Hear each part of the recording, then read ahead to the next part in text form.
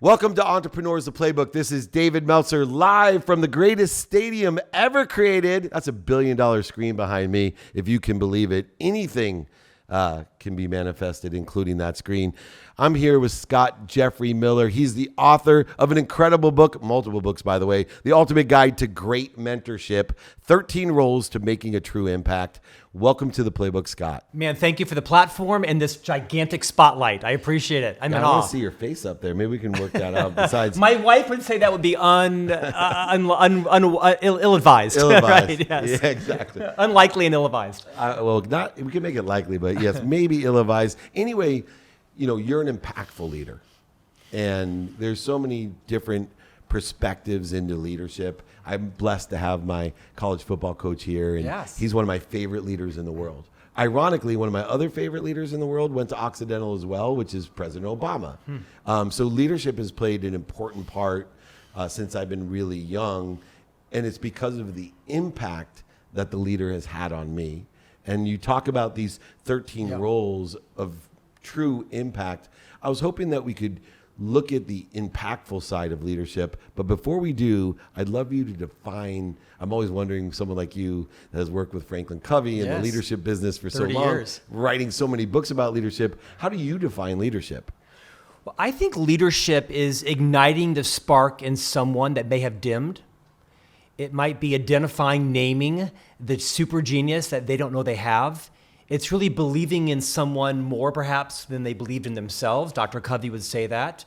I also don't think that everyone should be a formal leader of people. A formal leader. Right. Everyone, of course, can lead. Culture, strategy, yourself. But I think it's dangerous in a lot of organizations that oftentimes it's the high potential individual contributor that becomes lured into leading people, and it isn't the right role for them. Not everyone should be an anesthesiologist, not everybody should be a commercial airline pilot, and not everyone should be a formal leader of people. Companies need individual contributors.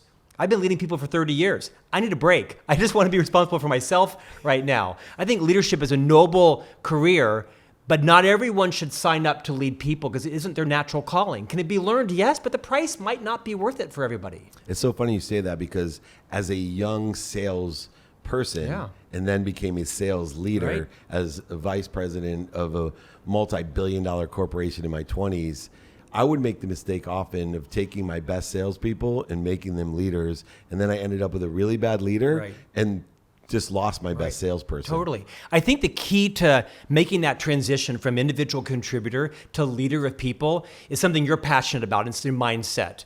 Is that a leader's job is to achieve results with and through other people.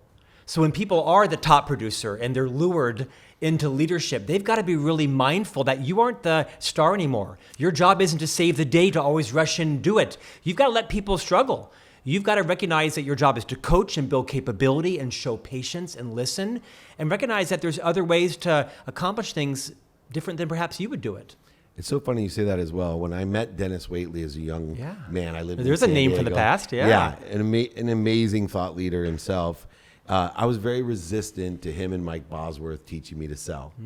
And very resistant because I felt like I'm a great salesperson. This old guy, and that was at that time, this old guy can't teach me how to sell. And he said something that resonates with me now at 55. He said, Dave, I'm just planting seeds in a tree I may not ever sit under. Well said. And I'm like, wow. And that's to me is one of the greatest, not only challenges, but it's a guide to impact because we take linear time out of leading, that we have to trust that we're planting seeds as well. How is that related to 13 rules of impact? It's exactly related. One of the themes in your books is the power of mentorship. I started counting the number of times you used the word mentorship and connected to goodness. I lost count because it was such a presence in your life. I think there's a difference between leadership and mentorship. Yes. I think that not every leader should be a mentor. That a lot of the competencies that make you a great leader don't always translate into mentorship. Sometimes you need more patience. Sometimes your questions that are piercing in business aren't right for your mentee. Mentorship really is about helping your mentee accomplish what it is they want to do. Not trying to live vicariously through them, not trying to wrong the sins of your mistakes, but really asking yourself, do I possess the wisdom to help this person accomplish their goal by perhaps making some of the successes that I make come true with their unique talents and traumas, avoiding the mistakes that I made, but really, again, igniting the genius that is unique to your mentee. And to the extent your wisdom along the way is helpful, they're going to come about in these 13 roles. 13's a lot. Right? I was Dr. Covey's chief marketing officer, 7 habits of highly effective people, the literary golden rule, never more than 7. I had 15, my publisher passed out, and I made a compromise and brought it from 15 down to 13. But these are optional roles. Mentors aren't going to play every one of these roles. They're situational, they're circumstance-based on what your mentee is trying to accomplish. And in those roles, I see three different things. One would be, as a leader, to be a mentor, someone that can give you directions to where they're at. Yeah. But not everyone can be a mentor because they're not where someone wants to be. Yeah. And yet some people try to mentor. We see this a lot with the internet, where you get these life coaches that are 19. And I'm like, hold on a second. Yeah. You can't be where somebody wants to be at 19 in life circumstances. You can know social media, advertising, and a variety of things that old guys and women don't know. But the second one is to be a teacher. As a leader, so to be able to explain, how to do things, and then you have mentor, teacher, and then coach. Which my coach is here, and a coach, in my opinion, is aligned with a lot of your leadership impact, which is bringing the best out of you. Yes. Tiger Woods has a coach. Tell me that coach is a mentor, I'll tell you you're full of shit. Tell me that coach is a good teacher, I'm sure they can explain things to help him. But what they really do to Tiger Woods is bring the best out of him. And hold them accountable. Exactly. That's right. So how do you see the relativity of mentorship, teaching, and coaching? I have a strong point of view on this. I think it's sometimes irresponsible to ask your leader to be your mentor, because your leader is your boss. Their job is to hold you accountable and help you achieve results. On rare occasions, can our leader also be our mentor? It's rare. Yes. I usually counsel people, don't put your leader in that situation. Smart. If she or he wants to play that role, that's unique and treasure that. But usually you're looking for somebody else in your journey that has a different relationship with you. I think there's a lot of similarities between coaching and mentorship. Typically now in our society, coaches, it's a profession. They've been certified, they have a pedagogy, they have a process, they're earning a living on this. Mentorship is more what I see you as. It's more of it's a drive, it's a purpose, it's a desire philanthropically to invest in someone, in a tree that you may never have had the chance to sit under or benefit from. It's usually a relationship that has a beginning and the end. And it's usually something where you're trying to get something done. And as the mentor, like I mentioned, your wisdom, your path could help provide that person a future that they never knew. One of the roles in the book is the visionary. And I actually have a counterintuitive point. I don't think the best role as the visionary is to paint a big, bold vision of what your mentee could do. Because if you're like me, I vision all day long and I can crush you. I can put a vision on top of you that's based on my goals and my skills and my talent. And you may not be able to accomplish that based on your talents or your traumas or your fears. So it's important that all of these roles are calibrated, not based on what you're trying to accomplish for you, but what your mentee is trying to accomplish for them. And that's kind of counterintuitive to a lot of coaches and leaders. Another thing that seems to be difficult today is that you talk about the mentee, the mindset, heart set, and handset of the mentee. And I'll use a sports analogy just from where I'm from. When I played football, my coach would grab, not in college, of course, but before college. He's here. My coach, my coach would grab my face mask and call me an F and P word. Wow. Right, on a bad play. Yeah. And parents would laugh. Right? They would laugh. And there's a lot that we have to unlearn as leaders because the mindset, heart set, and handset has changed of the player, the mentee, the employee, the children that we have. And I'm constantly trying to meet people where they're at. For you, how important is it to not use a Thurbian with anti-deviance, Yes. Perturbate people all the time to get the best out of them when the shift has occurred? People don't want to be perturbated.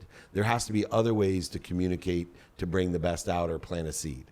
This is why I don't think all great leaders make great mentors, because as a mentor, you have to have an unusual level of empathy. Yes. A natural level of patience, the patience that might not make you a great leader running a public company, making sure that you have, quarterly profits to your stakeholders and stockholders and investors.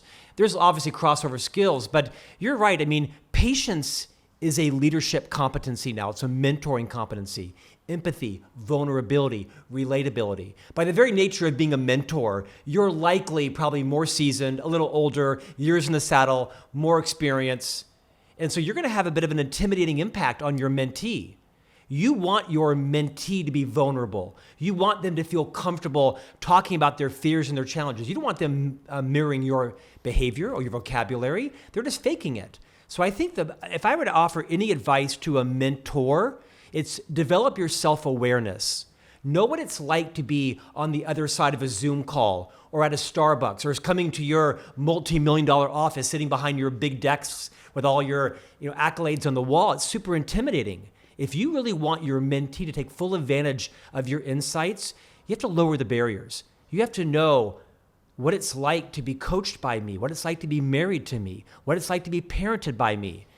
And the only way to know that is to ask. Ask your friends, ask your champions, ask your detractors, because you may have to change your vocabulary a little bit, your rate, your tone, your pitch, your energy, not the entire time, but I think it's vitally important that mentors set the conditions, the circumstances to make it safe for the mentee to choose a high level of engagement in that mentoring session.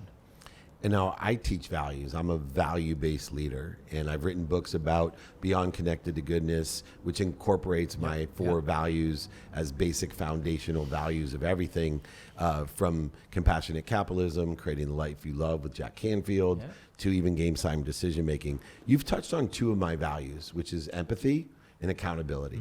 But there's two other values that I know are intertwined within the concept of being an impactful leader, and one is gratitude, and the other is effective communication. How do you intertwine in impactful leadership? Number one, gratitude, and then two, effective communication. Number one, I don't know anyone who is happy or fulfilled or influential that doesn't live their life in alignment with the spirit of gratitude. Gratitude that you have hands where you can open the dishwasher and unload it, a task I hate. Gratitude that you have enough money to fill up half your gas tank. Maybe not the full gas tank, but gratitude in everything you have. It's a learned skill. It's a learned mindset. You mentioned effective communication. The biggest lesson I learned from Dr. Stephen R. Covey, wrote the book, The 7 Habits of Highly Effective People. One of my favorites, by the way. 50 million copies sold. As the chief marketing officer, I was constantly called by the press wanting to interview me on the 7 Habits of Highly Efficient People. And I would say, no, the book is The 7 Habits of Highly Effective People. They sound similar, but they're different. And I think a lot of us as leaders, as spouses, as parents, as mentors confuse efficiency with effectiveness. This has been a big struggle for me. My success in life has come from my efficient mindset, making lists, checking things off, getting things done. Like you, I rise at 4 o'clock every morning. I write my Inc. column from 4 to 5, my books from 5 to 6. I'm a dad from 6 to 8. I'm an entrepreneur. You get the point, right? I fall into bed every night at 8:45. I got a new person to call at 4. So well, you can call me, no problem at all. That efficiency mindset has served me very well in all areas of life, except with relationships. Because to quote Dr. Covey, you cannot be efficient with people. You can only be effective. He said, with people, fast is slow and slow is fast. So to quote you, I think arguably one of the most important aspects that leaders, if not the most important aspect of leaders and mentors, is to know how to be effective. You've got to match other people's energy. You may have to slow down. You may have to exercise more patience. Being able to articulate your thoughts into words that resonate with others, that they understand, there's no confusion. Right? Nearly all conflict in life comes from mismatched or unfulfilled expectations. I think it's important for all of us to assess when to be efficient and when to be effective. I'm going to spin this a little bit. Hopefully not too many people, if anyone has asked you about this, ignorance. One of the things in my life is the understanding of ignorance that has changed my life. There's two types of people in the world, in my perspective. There's ignorant people that don't know what they don't know. Yes. And then there's ignorant people that don't know what they don't know. But there's two types. There's the ignorant, humble people that usually take a long time to get to, like it has for me. Hey, I don't know what I don't know. Admit, I don't know what I don't know. And then there's what I used to be the majority of the time, which was ignorant arrogance. And there's two types of arrogance. One is the attacking one. We see it on social media, hurt people, hurting people. But the one that's most dangerous is in the most important context of being a leader, because I think it applies most to people we love, whether it's a parent, an executive who loves the people that work with him. I don't know, it's emotional for me because ignorant arrogance that based off of fear. My mom would lie in front of a bus for me still today. And so, but she's the most dangerous, ignorant, arrogant person in my life because she is more afraid for me than is for herself. And I see as leaders who care, the empathy side of being a leader, that sometimes we lose sight on the ignorant humility that's necessary to lead, and we project an ignorant arrogance, especially to our own children, and we give bad advice and make bad decisions as leader based off of ignorance and arrogance. I was hoping you could comment on the difference that from your perspective, not mine. Sure, I might use different words, but same topic. Yeah. At Franklin Covey, we used to call it sometimes unconsciously incompetent. Like, I don't know that I don't know, which is different than just sort of, being incompetent. One of my greatest mentors in life is a woman named Ann Chow. She was the former CEO of AT&T Business, $40 billion division, first ever non-white female in the history of AT&T as CEO. Fortune 40 most powerful woman, best-selling author. Ann Chow is arguably one of the most influential women in the world. And her most common phrase is, I don't know about that. Teach me about that. Boardrooms, on stages, on conferences and interviews. This is an enormously well-educated woman, went to Juilliard, teaches at Northwestern, makes multiple thousands of dollars, right? You can see the echelon. And I've heard her say countless times in public, I don't know about that. And what Ann's doing is, secondarily, she's educating herself. But what she's really doing is she's giving permission to all the young people in this room behind this camera that are either your internship, something you're super passionate about. She's giving permission to everyone to say, it's okay not to know. What's not okay is to stay ignorant, is you got to speak up and say, I don't understand that. David, can you teach me about that? David, you're using words I'm not familiar with. Can you slow down? And I think Ann's being an extraordinary model of helping people feel comfortable being uncomfortable. Because if you don't know it, the likelihood is most people don't either. And you're giving a huge gift to yourself and to everybody else because you showed the confidence to say, I don't know about that. That takes humility. That takes vulnerability. That takes low ego, right? That takes checking your humility and just saying, I don't know, teach me. I love how Ann Chow, I think, is a great model of just that. I love that. And one of the things that attracted me to Gary Vaynerchuk when he was forcibly trying to get me to be a middle-aged mutant turtle on the internet, Instagram, are you kidding? I thought DM was my initials. I didn't know it was direct message. That's how far along ignorance he had to bring me. But very commonly, as he mentors me still in social media and digital marketing, he's like, Dave, I don't know. Like, let's find somebody who does know. And it opens up such a great trust in him that when he does tell me what he knows, that he actually has some credibility and understanding of him. That's where my original ignorant arrogance of my mother, just because someone loves you doesn't mean you give you good advice, but also to be more interested. Yes, than interesting. I don't know Gary personally, but I like how willing he is to change his mind. Yes. And some might see that as flip-flopping or not being clear, but he's more of the ilk, I've learned new things. I made the mistake. That was wrong. Or that was relevant then, but it's not relevant today. What a great model in emotional and mental agility and nimbleness. That defines him really well. All right, last question, and I'm holding the ultimate guide, so make sure that you see this. It's to great mentorship, 13 rules to making true impact. I ask all authors this that come on here, and we've had James Clear, we've had all the best-selling in the bookstores. They all at the come airport. to you, don't they? I'm blessed to have them because it's like being I'm the atomic You're a magnet. Napoleon Hill. You're a magnet. Like, I get to interview everyone, Yeah. without paying all that money. Carnegie didn't have to give me millions of dollars to travel the world. I could just use this internet thing. It's amazing. But I always like to ask people because there's a different intention behind a book with the author. Yeah. If I would ask you one takeaway that you would like people to have, there's going to be different ones for everyone, but one takeaway that you would prioritize from this book, what would it be? Clearly, it's the rule of the validator. So one of the 13 rules is the validator. And this is, I think, a consequential opportunity for a leader, a mentor, a parent, a friend to slow down and call out and name someone's genius, their super talent, their superpower. I'm a stutterer. I've had a stutter my entire life. I have a nearly debilitating speech impediment. I've been to decades of speech therapy, speech pathology, braces 3 times, Invisalign twice. I have 2 speech coaches. There's 35 words I cannot say in public.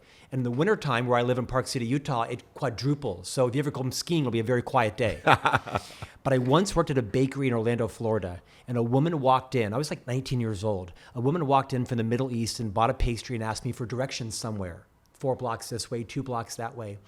And as she walked out of the bakery, she turned around and she said to me, "You are a powerful communicator. You have a great command of the English language. That's going to take you far in life." I was 19 years old with a stutter. This woman validated me by a very specific skill set she saw in me. And I packed that in my metaphorical backpack. And I unpack that whenever someone is kicking my ass on YouTube, bringing me down on Twitter, telling me my books aren't good or whatever it is. We laugh about it. My boys and my favorite pastime is watching the Twitter feed. That's just, excoriating me. I should die. We laugh about it. But I think the role of being the validator in someone, being very specific, not congrats on showing up to work today or you look great, but naming someone's super skill that they may not know can have a consequential impact on someone's future. Which is why I define genius as an expression of God. And no matter what you believe, it's our higher self, our potential. And if you want to reach your higher self and your potential, it's books like these that allow you to do so. It's liberating yourself as well as liberating others with a perspective, which becomes a focus, believe it or not, of our lives. Perspective. When Wayne Dyer said, change the way you look at things, the things you look at change. What he meant was perspective is your focus. And so we got to make sure that we give the right perspective. That's part of being a great leader. I will validate you as a genius in leadership. Nobody has more experience with leaders and can define it and articulate it so well, even if you have a debilitating stutter, which was complete surprise to me. An amazing man, Scott Jeffrey Miller. Check it out. The Ultimate Guide to Great Mentorship here at the world's greatest stadium, SoFi Stadium in Inglewood, California. This is David Meltzer with Entrepreneurs, the Playbook.